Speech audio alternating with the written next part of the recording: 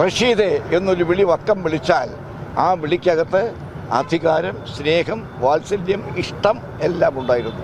ആ ടെർമിനോളജി തന്നെ lack of supervision, mismanagement, irregular performance, അതൊക്കെയാണ് കാര്യം.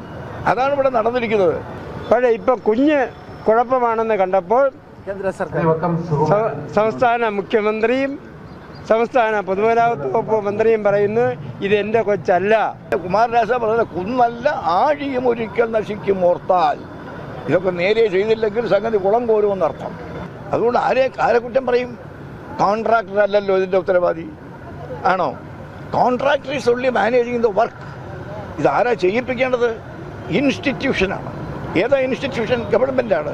ഏത് ഗവൺമെൻറ്? Central government. നമസ്കാരം. ആറ്റിങ്ങൽ നഗരത്തിൽ കോൺഗ്രസിന് അടിത്തറവാകിയ നേതാക്കളിൽ പ്രമുഖനായിരുന്നു വക്കം റഷീദ്. അദ്ദേഹം അഡ്വക്കേറ്റായിരുന്നു, വാഗ്മിയായിരുന്നു, സാഹിത്യകാരനായിരുന്നു, നല്ല ഒരു പ്രഭാഷകൻ കൂടിയായിരുന്നു. അദ്ദേഹത്തിൻ്റെ അനുസ്മരണം ഇന്ന് ആറ്റിങ്ങൽ നടന്നു.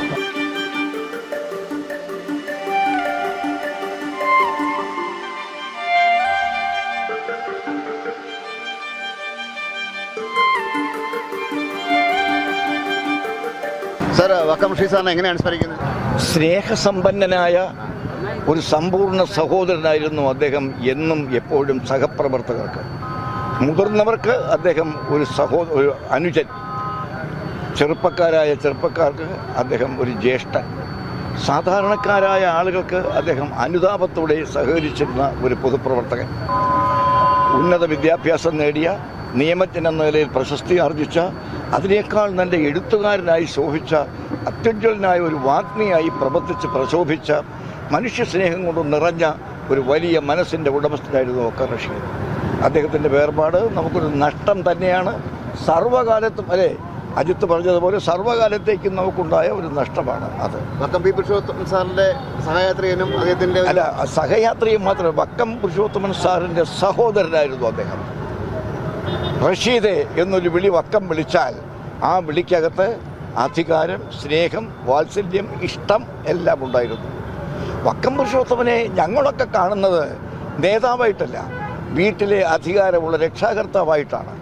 അതായിരുന്നു അദ്ദേഹത്തിൻ്റെ വൈകാരിക ബന്ധം. ആ ചുവട് പിടിച്ചപ്പോൾ വക്കം എന്ന സ്ഥലത്തിന് തന്നെ ഒരുപാട് പ്രത്യേകതകളുണ്ട്. ആ നന്മയും മഹിമയും എല്ലാം ശ്രീ വക്കം റഷീദ് ഉണ്ടായിരുന്നു. സഹകരിക്കുകയും ചെയ്തിരുന്ന ആളാണ്. മറ്റൊരാളിൻ്റെ നന്മ അദ്ദേഹത്തെ ആഹ്ലാദ ചിത്തനാക്കിയിരുന്നു, മറ്റൊരാളുടെ ദുഃഖം അദ്ദേഹത്തെയും ദുഃഖിപ്പിച്ചിരുന്നു. സാർ, ഇപ്പോൾ ഏറ്റവും കൂടുതൽ ചർച്ചാ വിഷയമായിട്ടുള്ള വിഷയമാണ് നമ്മുടെ ദേശീയപാതയുടെ തകർച്ച. കുട്ടിക്കോഴിച്ച് അതിൻ്റെ ക്രെഡിറ്റ് എടുക്കാൻ വേണ്ടി ഒരുപാട് കിടന്ന് ഓടി. അപ്പോൾ ഇതാ തകർന്നപ്പോഴത്തേക്ക് ആരുമില്ല. റിയാസിൻ്റെയൊക്കെ ഒരു പുഞ്ചിരി മാത്രം മതി, വേറൊന്നും വേണ്ട എന്ന രീതിയിലേക്ക് അവർ സോഷ്യൽ മീഡിയ വരെ നിർത്തി വെച്ചേക്കാണ്. ആണെന്നത് അഭിപ്രായമുള്ളത്. അല്ല, റോഡ് പണിഞ്ഞപ്പോൾ ഉണ്ടായ അപകടത്തിന് കാരണം ഈ സമ്പൂർണ്ണമായി അശ്രദ്ധയെന്ന് പറയാൻ ഒക്കത്തില്ല. ഈ ഭൂമിയിൽ ഒരു കുലുക്കമുണ്ടായാൽ അങ്ങനെ സംഭവിക്കും. മണ്ണിന് അടിയിൽ വരുന്ന 10, 20, 30 അടി ആഴത്തിൽ സംഭവിക്കുന്ന ഒരു ചലനം ഇത്തരം അവസ്ഥ ഉണ്ടാക്കും. അപ്പം അതിന് കോൺട്രാക്ടറെ ഉടനെ കാര്യം തൂക്കി തറയിലടിക്കുന്നതിൻ്റെ പരിഹാരമല്ല. ശാസ്ത്രീയ പരിശോധനയോട് കൂടി ഇതൊക്കെ ചെയ്യിക്കേണ്ടത് സർക്കാരിൻ്റെ ചുമതലയാണ്. അതിനുശേഷം ആരുടെ മണ്ണിട്ടത് എന്നൊക്കെ ചോദിച്ചു മമ്മട്ടിയുമായിട്ട് കൂടി എടുക്കുന്നത് അല്ല പരിഹാരം. ഒരു ആസൂത്രണത്തിന്റെ അഭാവമല്ലേ? കാരണം ഒരു ആസൂത്രണത്തിന്റെ അഭാവമല്ലേ? മുൻകൂട്ടി കണ്ട് ഭാവിയെ മുൻകൂട്ടി കണ്ട് ചെയ്യേണ്ട ഒരു കാര്യമാണ്. തീർച്ചയായിട്ടും ഒരുപാട് കാര്യങ്ങൾ ഉണ്ടായിരുന്നു. പക്ഷേ അതെ, വിദേശത്തൊക്കെ റോഡ് പണിയുന്നതിന് മുമ്പ് തന്നെ റോഡിന്റെ സ്ഥിതി എക്സ്റേ എടുക്കും, ഭൂമിയുടെ എക്സ്റേ എടുക്കും. വിള്ളലുണ്ടോ, അടിയിൽ ഒഴുക്കുണ്ടോ, മണ്ണ് ചെളി ശക്തിയുള്ളതാണോ, അവിടെ തരിമണലാണോ, മണലാണോ, ചെളിയാണോ എന്നൊക്കെ പരിശോധിക്കും.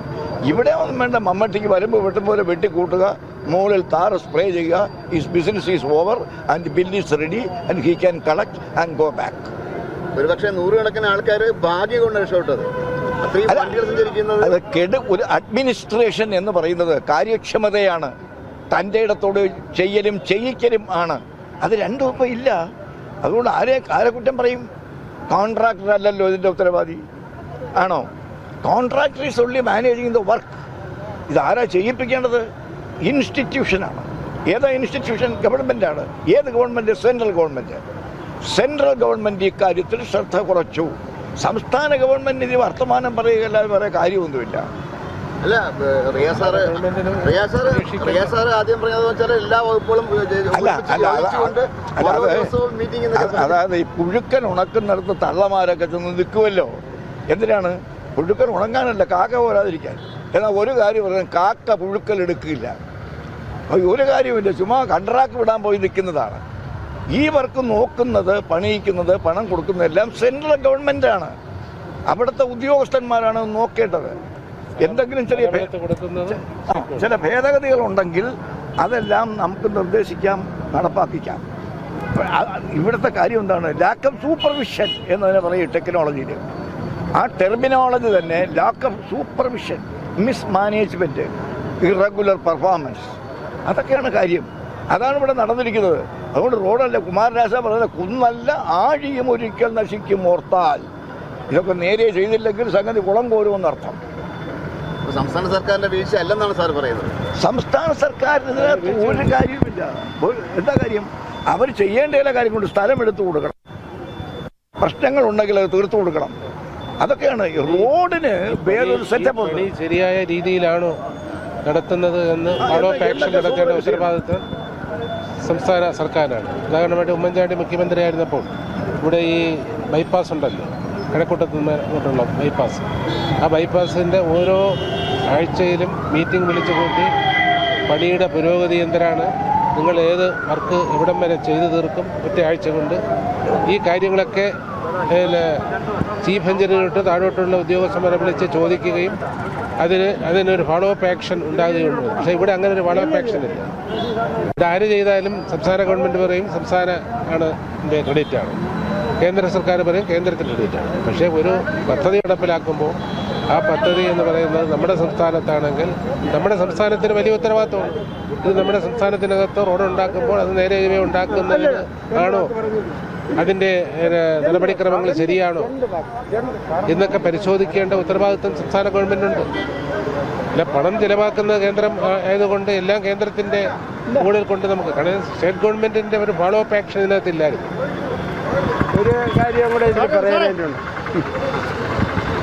ഈ സാധാരണ ലെവലിൽ എവിടെയെങ്കിലും ഒരു നല്ല കുഞ്ഞ് ജനിച്ചാൽ അതെടുത്തു വെച്ചിട്ട് പറയാം അത് എൻ്റെ കുഞ്ഞാണ് എന്ന് പറയുന്ന ഒരു പ്രവണതയാണ് സംസ്ഥാന സർക്കാരിനുള്ളത്.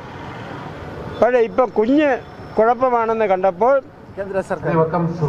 സംസ്ഥാന മുഖ്യമന്ത്രിയും സംസ്ഥാന പൊതുമരാമത്ത് വകുപ്പ് മന്ത്രിയും പറയുന്നു ഇത് എൻ്റെ കൊച്ചല്ല, ഇത് നമുക്കിതിൽ കാര്യമൊന്നുമില്ല, ഇത് എല്ലാം കേന്ദ്രത്തിനാണ്. ഈ നയം ഈ ഗവൺമെൻറ് മാറ്റണം. ഇതാണ് നമുക്ക് പറയാനുള്ളത്. പീതാംബരക്കുറുപ്പ് സാറാണ് അതിൻ്റെ ഉദ്ഘാടനം നിർവഹിച്ചത്. അദ്ദേഹം ദേശീയപാതയുടെ തകർച്ചയെക്കുറിച്ചും അതിനെക്കുറിച്ചൊക്കെ വാചാലനായി. അത് സംസ്ഥാന സർക്കാരിൻ്റെ ഒരു നോക്കുകുത്തി മാത്രമാണ്. കേന്ദ്ര സർക്കാരായിരുന്നു അതിൽ അത്യാവശ്യം ഇടപെടേണ്ട ആൾക്കാർ അവരായിരുന്നു എന്നാണ് അദ്ദേഹം അഭിപ്രായപ്പെട്ടത്. ഇസ്മേൽ സുരണ്ടി, ക്യാമറ അരുൺ സാറിനൊപ്പം ശ്രീകുമാരാർ സൈനിങ് ഓഫ്.